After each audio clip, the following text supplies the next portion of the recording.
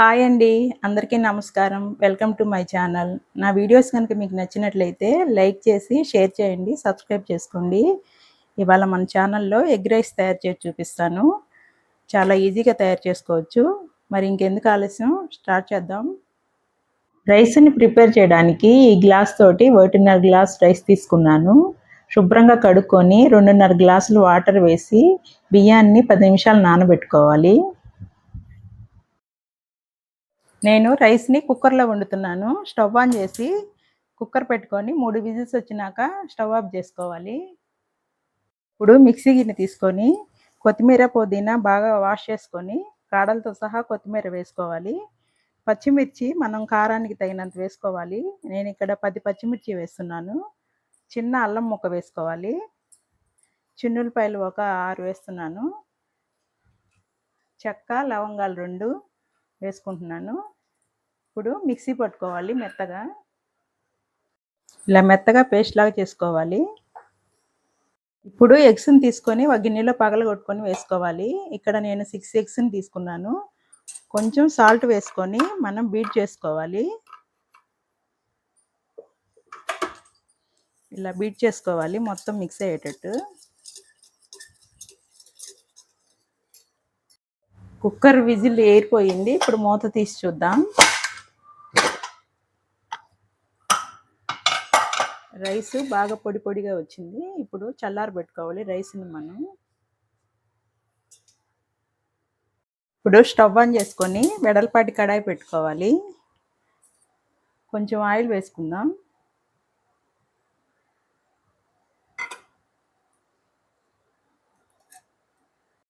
Oil వేడైనాక ఇందాక మనం beat చేసుకున్న ఎగ్గుని వేసుకుందాం.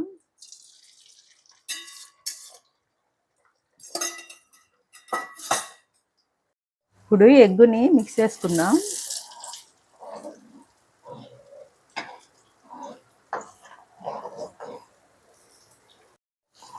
ఎగ్గుని చిన్న ముక్కలకు కాకుండా పెద్ద ముక్కలుగా వేయించుకోవాలి.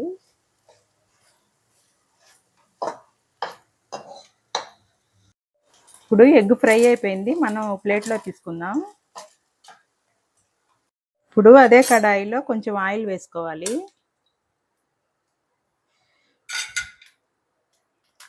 ఆయిల్ వేడైనాక సన్నగా కట్ చేసుకున్న ఉల్లిపాయలు వేసుకోవాలి.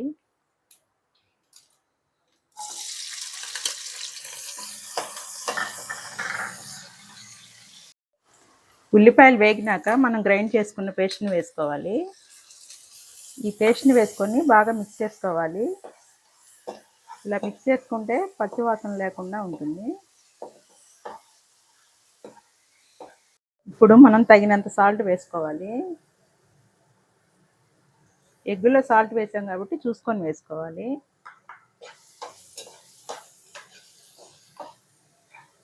ఇప్పుడు మనం రైస్ వేసుకుందాం. రైస్ వేసుకొని బాగా మిక్స్ చేసుకోవాలి. ఇక్కడ నేను మామూలు రైసే వాడుతున్నాను. మీకు కావాలంటే బాస్మతి రైస్తో కూడా చేసుకోవచ్చు. ఇప్పుడు ఇందాక ఫ్రై చేసుకున్న ఎగ్గుని వేసుకుందాం. ఎగ్గుని వేసుకొని బాగా మిక్స్ చేసుకోవాలి.